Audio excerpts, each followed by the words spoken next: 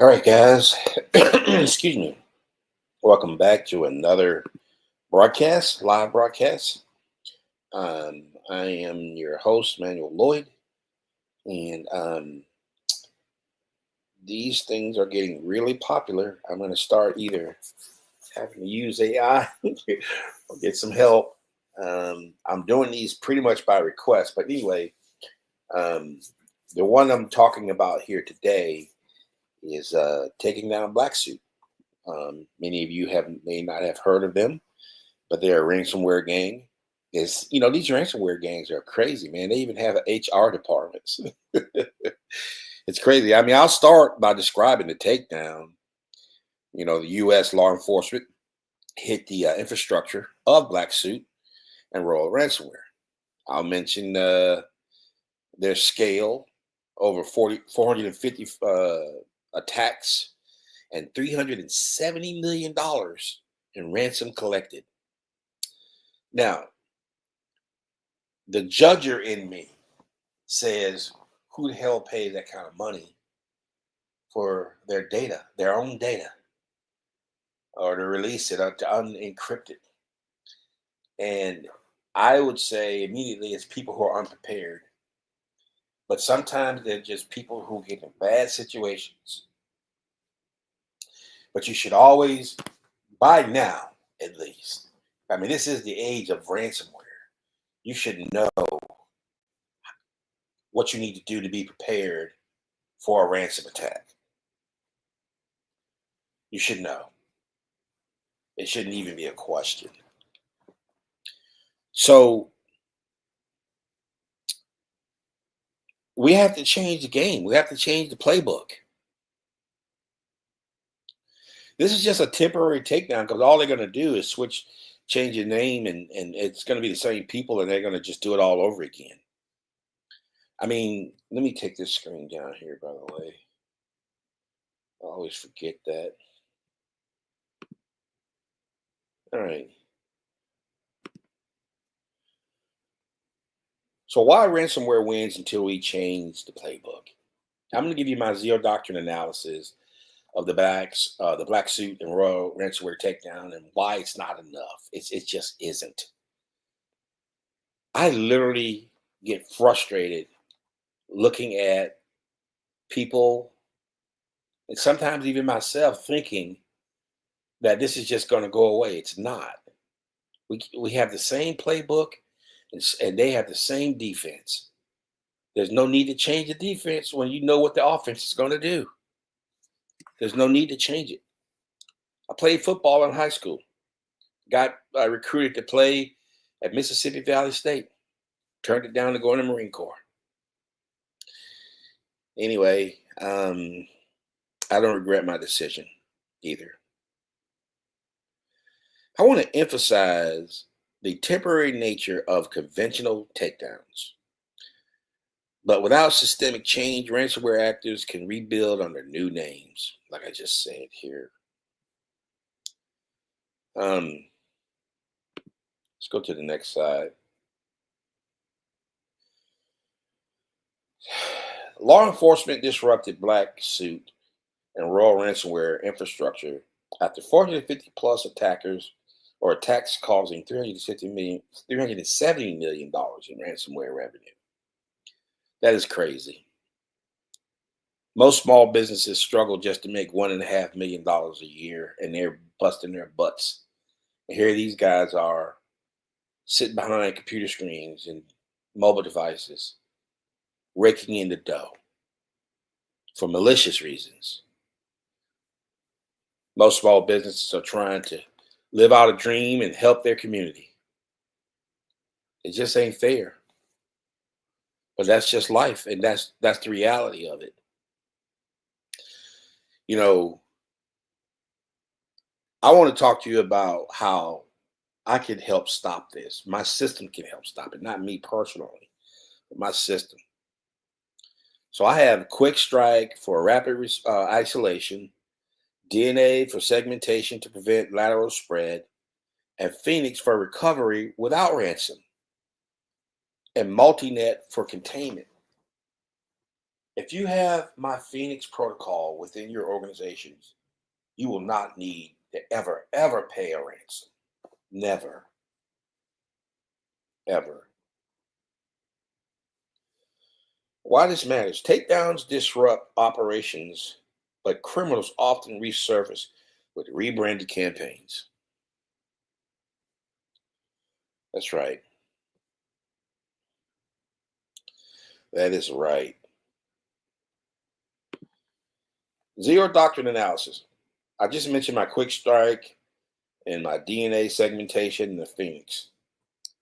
Now, DNA segmentation is important because it categorizes data based upon the mission. So if you pay $370 million accumulatively for mission-based stuff, that's one thing. If you paid $370 million for documents that don't even matter because you didn't know what was in those folders, that's on you. That's on you. My multi-net security framework puts the internet at the bottom of the totem pole, not at the top. We have such a fascination with the internet. I had a client, well, we don't call him client, a sovereign doctrine partner. They were becoming one. They were under doctrinal audit. You have to go through an audit first. And it was during the time that they were going to be moving their facilities.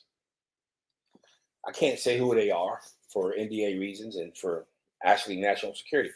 But the first question out of the leadership's mouth, the first question, what about the internet? We're going to need internet. And I just laughed. And I said, well, I can tell you this, the internet will be the last thing on my mind. Because we're not putting, if you're going to go under my doctrine, we're not putting anything mission critical on the internet. Nothing. The internet will be your honeypot. It will be your decoy tactic. And he looked at me with frowns in his face, and I began to explain to him, and then eventually he got it. He said, that makes sense. So the multi-net security framework has 6 different layers to preempt and contain ransomware threat.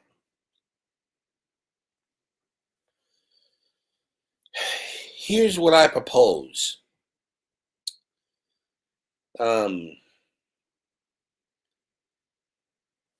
A fast solution, a segmented design so malware can't traverse the network, and sovereign grade recovery using Phoenix to resume operations without paying ransom. Can you imagine that? I have a North Carolina county that reached out to me. They reached out to me for business continuity and disaster recovery, which is where my Phoenix and Revive protocols are in play. And I said to them, well, what are you going to do if? And I won't say exactly what the if was. And so we got that covered. This blasé, laissez-faire attitude when it comes to cyber, it honestly comes from people my age. I'm just going to be clear with you. People who are about 60 years old and above. They cast it off. They cast off their IT people. They're just utilities. They're just a light switch. You just turn them on and off, right? No, hell no, as a matter of fact. This is ridiculous.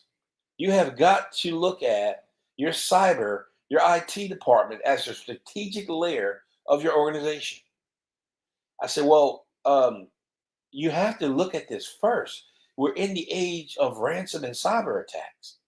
First, we're not worried about that. Can you help us?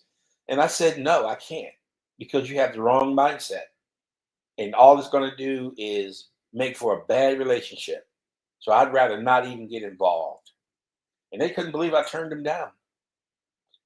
My wife couldn't believe it either. But I had to, because the lawsuits, the liabilities, the name the reputation damage, all of that would have been worse for me. So I had to bite my tongue and say no.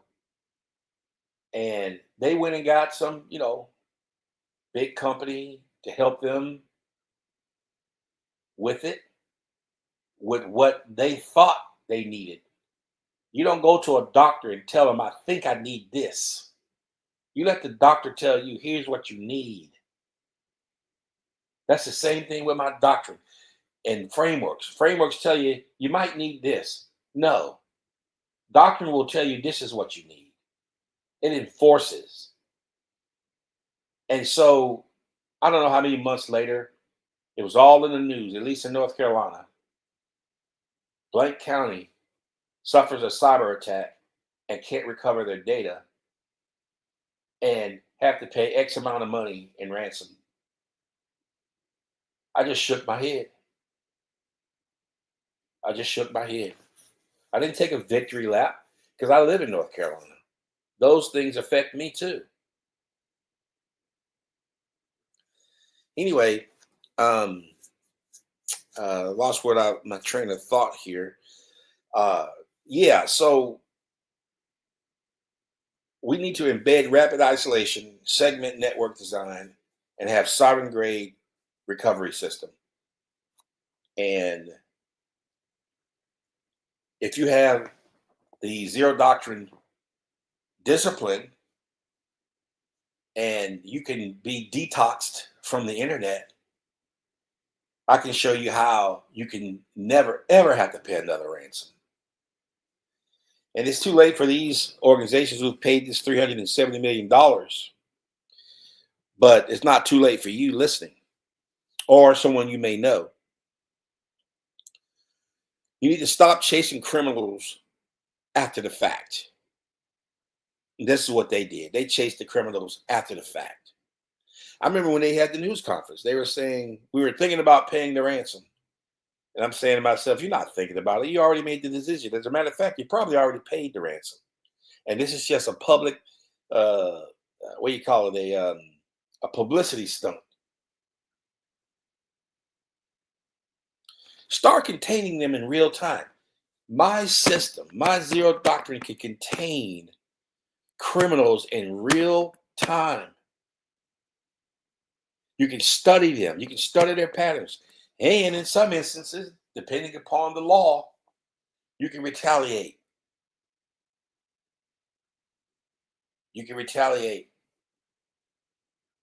And the recovery time for them, because I won't, license my doctrine to a ransomware group.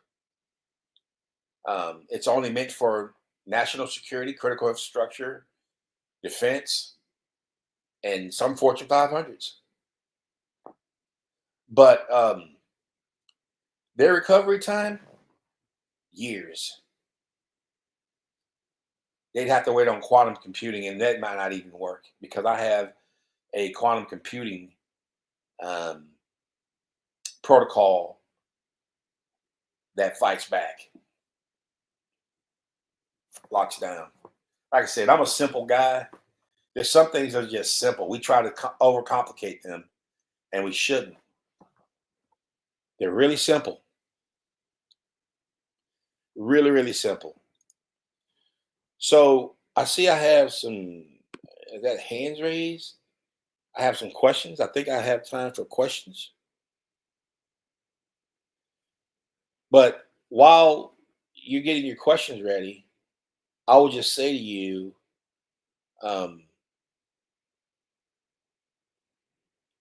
you know, Go to my website, manuelwlloyd.com, and everything's there. White papers, complimentary brief, paid brief. If you want a paid brief, just click on my meeting button. Starts off at $1,500, and it can work its way up to a lot. It just depends on how many people you want in your brief, who you are, as far as your missions go. But manuelwlloyd.com, and you can find me anywhere at Manuel W. Lloyd. I try to make it simple. I'm not a narcissist. I don't use my name for that reason. I just try to make it simple. But let me see. Let me get into these questions here. All right.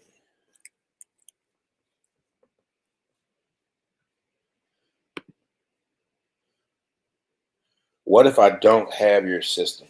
Well, if you don't have the Zero Doctrine, if you're not following the cybersecurity constitution and using the interopsis framework, then you should be.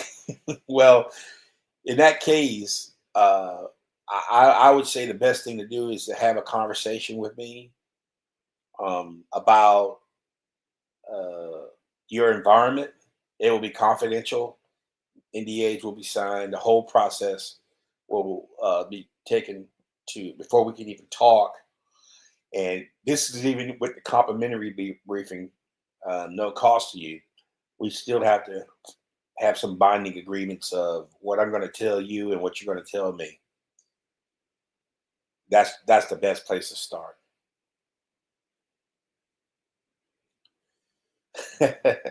I get this question a lot. Should I pay a ransom? My answer is going to be no. Straight up, no.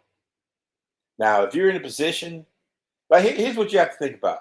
If you're in a position where if you don't get your data back by, let's say, your maximum tolerable outage is 4 hours, you don't get it back in 4 hours, and it's going to cause a ruckus within your constituency or your city or your state or federal government or your whatever,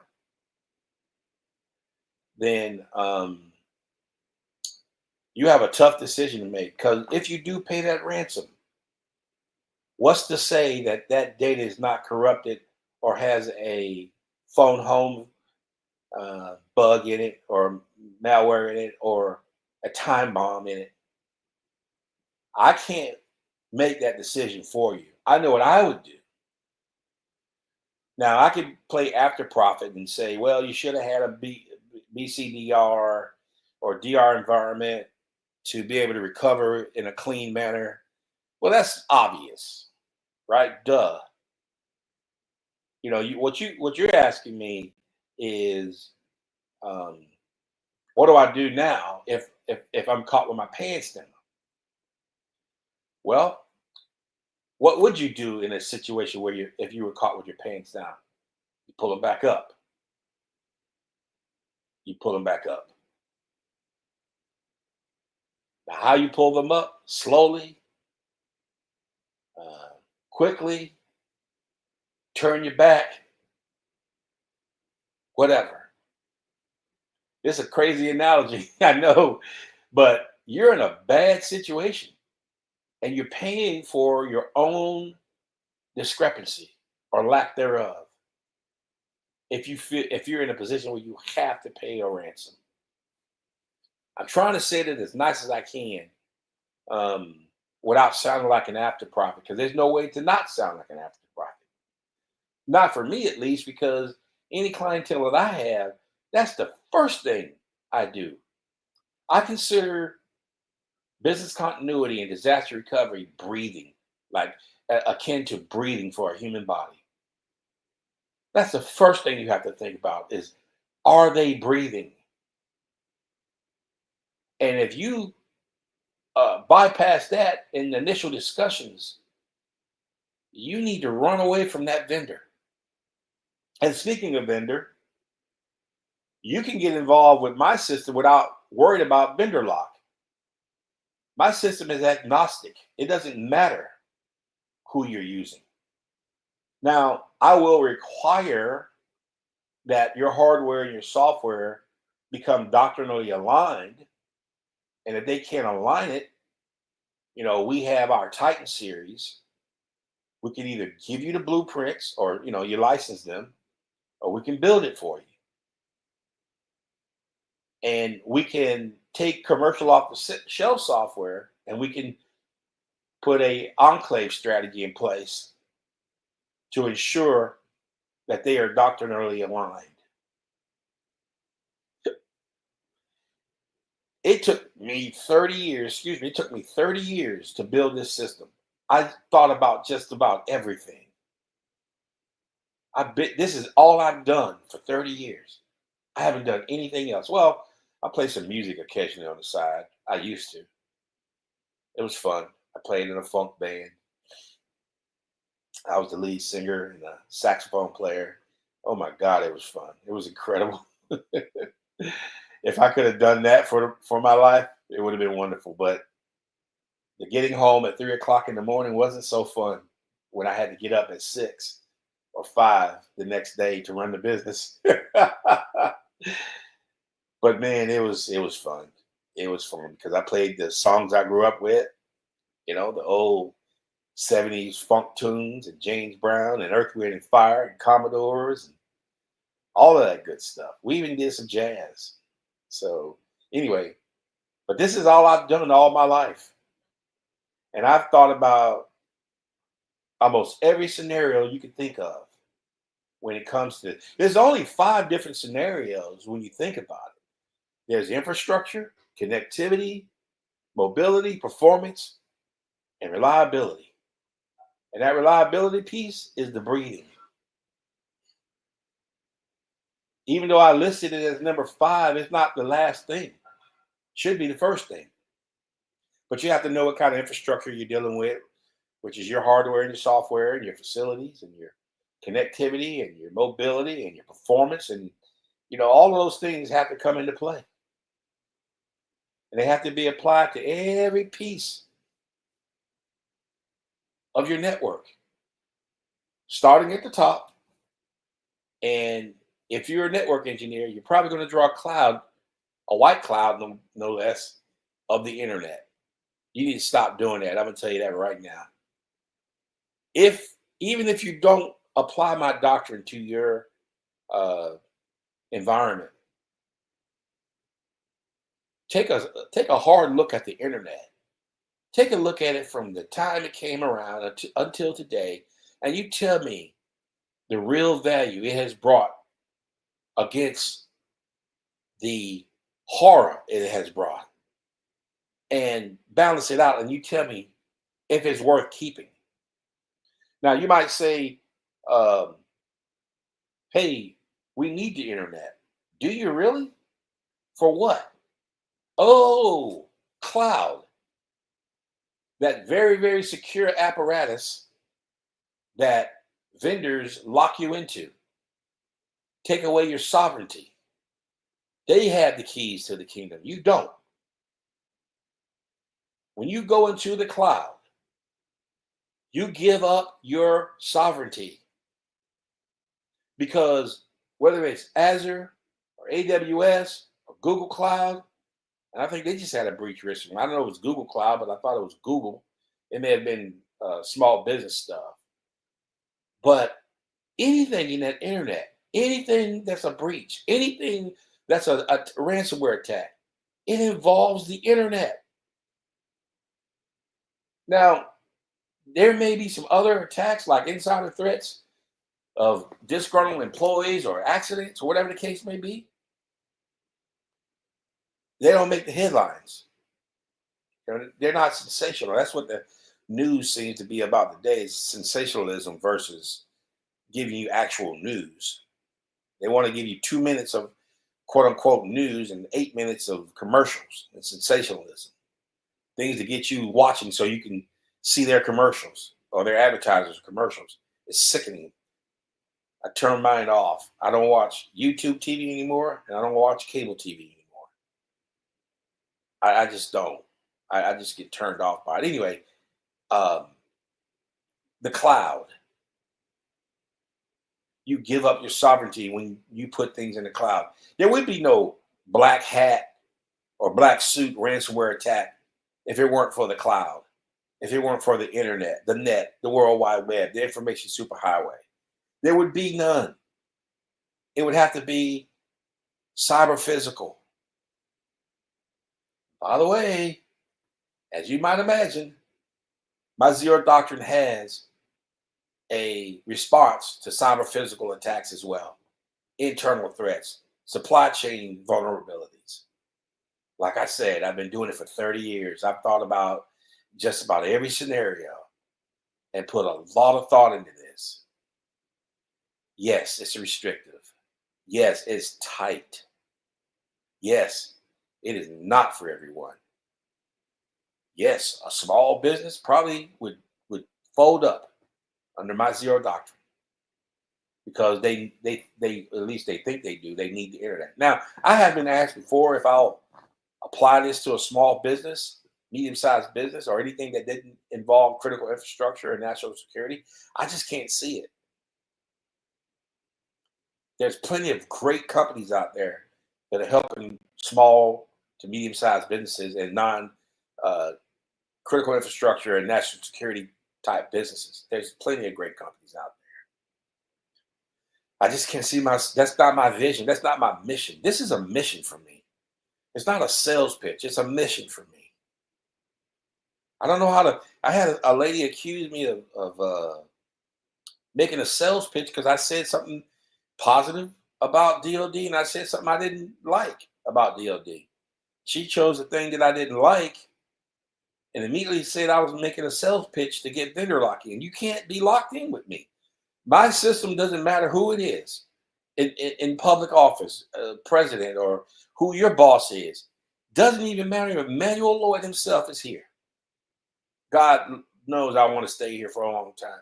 But even if I'm not here, if you can see, read the Cybersecurity Constitution, get a doctrinal brief, understand the insides and outs of Zero Doctrine, you'll see that it works autonomously. Now, there's drift that can happen. People can get tired of, just like with passwords, people don't like using multi-factor authentication or two-factor authentication, and they try to have workarounds. Well, my Zero Doctrine has drift controls. It has drift controls. You will be exposed if you try to change it. Anyway, I'm going a bit longer than I anticipated on this matter here, but I have to tell you, it's not a pretentious thing with me. It's not a acting job. I get pissed off. I really get pissed off at how much we fear what we can control if we wanted to. No, we can't control the internet. It's out there. And that's why you shouldn't have your mission critical networks aligned to the internet because you can't control it. But to be upset and fearful and raging and putting out all these notices, it's ridiculous, man. At the end of the day, it's all about convenience. The internet gives you convenience. Anyway, I didn't mean to turn this into an internet bashing session. I wanted to give kudos to the U.S. authorities, law enforcement, who have put this gang away temporarily, but they're going to come back. And what are you going to do? That's why you need Zero Doctrine. And again, I know it sounds like a sales pitch, but it's a mission. I'm like anybody else. I would love to make a lot of money, don't get me wrong. But this is more than about money. This is more than about money. Okay? This is about a mission. And I am a man on a mission. So until the next time, tune in and watch my LinkedIn events page for my next event. Go to my YouTube page. Again, everywhere I am, it's at Manuel W. Lloyd. Go to my Twitter. Go to my LinkedIn. Hit me up. Follow me. And ask more questions. There's a lot more questions, but I can't take them right now. I have another commitment I have to get to. I apologize, but I promise you can ask me online. I keep my phone with me, and I try to respond as quickly as I possibly can. Because I know one day when people adopt this, it's going to get big, and I may not have as much time as I have now. So take care, and thank you so much for tuning in. Bye-bye now.